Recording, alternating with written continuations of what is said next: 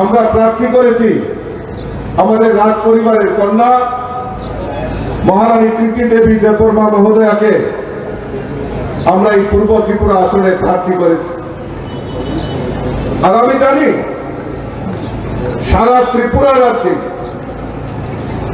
মোদীজির যে সংকল্প, মোদীজি যে বিকশিত ভারতের গ্যারান্টি দিচ্ছেন, তাতে সামিল হয়ে আমাদের এই ত্রিপুরা রাজ্য দুটি আসনে পূর্ব এবং পশ্চিম আসন থেকে আমাদের প্রার্থীদেরকে বিপুল ভোটে জয়যুক্ত করে মোদীজির হাতকে শক্তিশালী করার লক্ষ্যে সবাই মনস্থির করে নিয়েছে।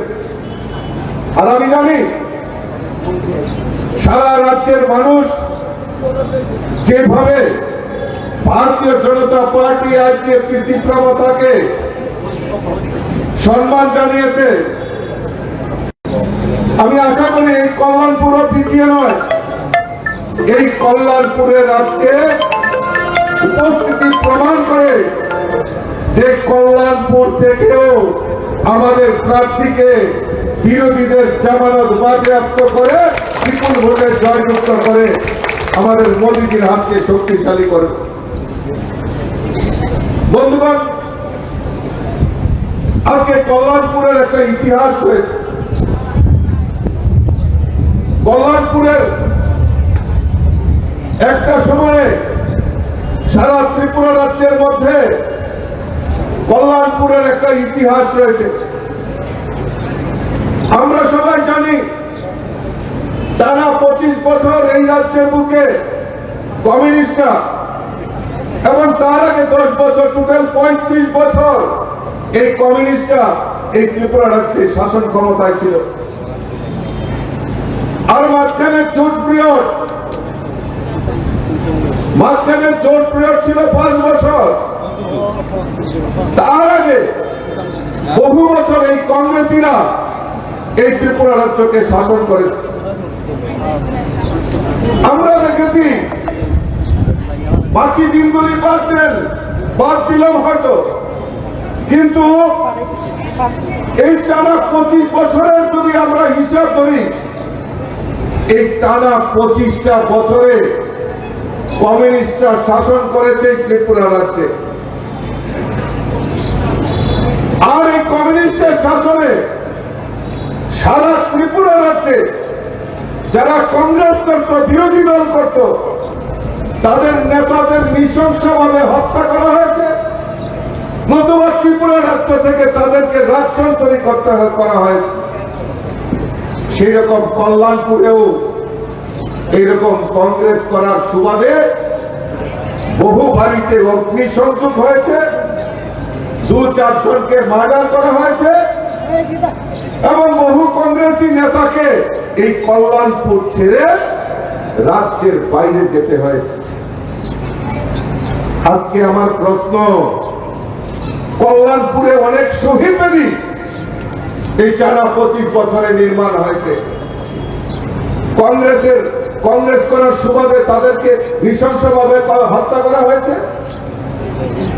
তার ফলে আজকে এই কল্যাণপুর, বাগানবাজার এলাকায়, বিভিন্ন তালিকাপুর, বিভিন্ন জায়গায় আজকে শহীদ বেদি তৈরি করা হয়েছে। আমি প্রশ্ন রাখতে চাই, এই শহীদ বেদিগুলিতে এখন কে মালা দেবেন? কে মালা দেবেন?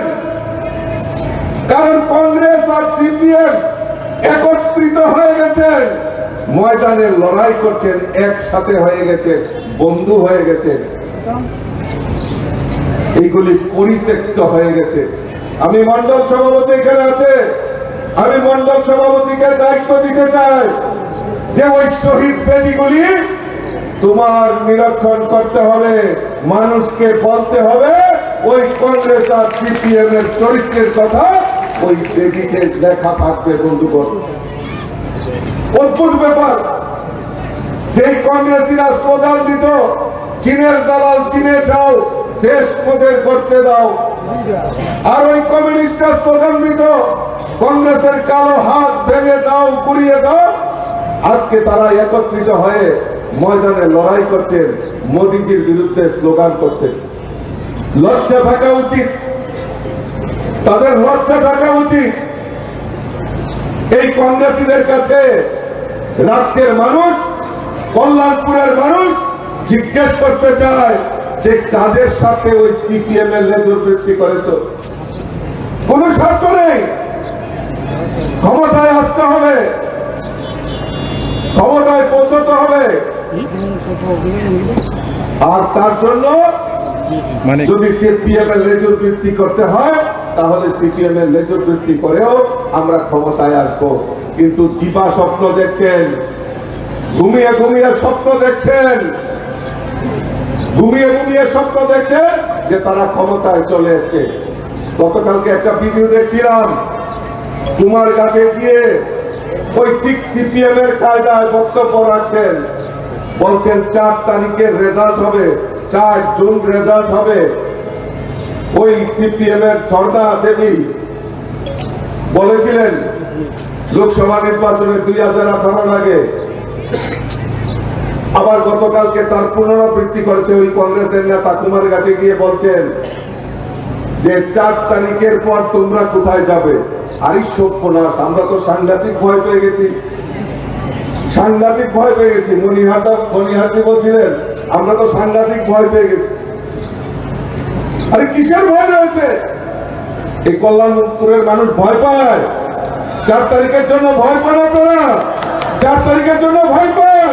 কল্যাণপুরের মানুষ তৈরি হয়ে গেছে, সারা ত্রিপুরা রাজ্যের মানুষ তৈরি হয়ে গেছে, মোদি ভয় হয়ে যাবে সারা ভারতবর্ষ, কিছু করতে পারবেন না। কিন্তু আপনাকে বলবো, বিপ্লবদা যদি পারমিশন দেয় তাহলে 4 তারিখে উনার বাড়িতে গিয়ে আমি উনাকে একটা পদ্ম ফুল দিয়ে আসবো, কারণ উনিও অপেক্ষা করছেন পিছে পিছে কবে আসবেন। অদ্ভুত ব্যাপার, 25 বছর সিপিএম রাজত্ব করেছে আর তারা পেছন থেকে তাদেরকে সহযোগিতা করেছে। সিপিএম এর কি ডায়লগ ছিল? ইনকলাব জিন্দাবাদ, আমরা খাবো তোমরাবাদ। আসিল না? আর গরিবের সরকার সিপিএম। আপনারা বলুন তো, বুকে হাত দিয়ে এই 25 বছর টানা কমিউনিস্টরা শাসন করেছে, সিপিএম শাসন করেছে। এই কল্যাণপুরের জন্য আমি চ্যালেঞ্জ করে বলতে পারি, এই কল্যাণপুরের জন্য কি কাজ করেছে সিপিএম? এই রাজ্যের গরিবদের জন্য কি কাজ করেছে? এই রাজ্যের জনজাতিদের জন্য কি কাজ করেছে? আমি চ্যালেঞ্জ করি আপনাদের মাধ্যমে যে আসুন 25 বছরে এই রাজ্যের প্রাক্তন মুখ্যমন্ত্রী মানিক সরকারকে চ্যালেঞ্জ করছি, আসুন আমরা বসি এই কল্যাণপুরে গুয়াইতে, আমরা বসি মানুষের সামনে রাখি 25 বছরে আপনারা কি করেছেন আর এই 6 বছরে আমাদের সরকার কি কাজ করেছে। গরিবের সরকার, গরিবের সরকার স্লোগান দিয়ে মানুষকে আরো কিভাবে গরিব বানানো যায় তার প্রয়াস ওই কমিউনিস্টরা, ওই সিপিএমরা করেছে। বন্ধুগণ, আমি সেদিন দক্ষিণ ত্রিপুরা জেলায় আমি সফরে গিয়েছিলাম। আমি সেখান থেকে বলেছিলাম যে রাজ্যের প্রাক্তন মুখ্যমন্ত্রী গরিবের সরকার স্লোগান দিয়ে এই রাজ্যের গরিবদের টাকা, অর্থ আর বিশেষ করে মহিলাদের টাকা আত্মসাৎ করেছে। কিভাবে? রোজভ্যালি, সাপোর্ট ইন্ডিয়া, বিভিন্ন চিটফান্ড সংস্থার নাম দিয়ে এই রাজ্যের গরিব মেহনতি মানুষের, বিশেষ করে মহিলাদের জমাকৃত টাকাগুলি আত্মসাৎ করেছে। আর কে খেয়েছে তার জন্য কে জানি?